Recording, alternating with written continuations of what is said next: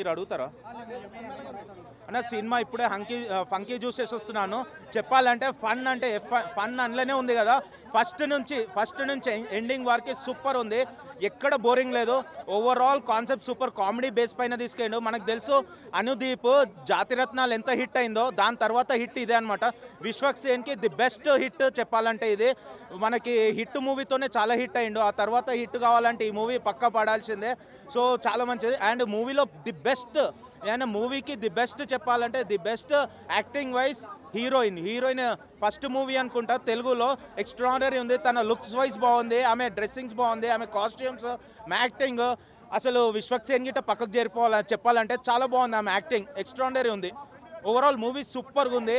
And it connects everyone, family, childrens అందరికీ. Romance అన్ని romantic అన్నీ ఉన్నాయి, లవ్ ఎవ్రీథింగ్. మనం మూవీకి వెళ్తే 3 hours ఏం కావాలా, ఎవ్రీథింగ్ చాలా బాగుంది. 3 hours కాదు, 2 hours 15 minutes ఉంది. And that's a correct thing actually. 3 hours అనేది స్పెండ్ చేస్తే మనకు బోరింగ్ అయిపోతుంది మూవీ. ఎక్కడ ల్యాంగింగ్ లేదు.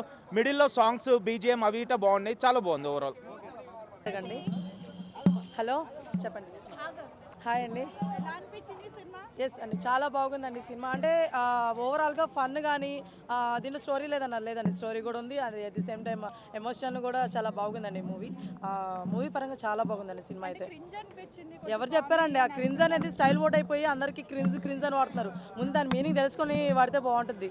అర్థమవుతుందా? క్రింజ్ అని ఏం లేదండి, క్రింజ్ అలా ఏం లేదు.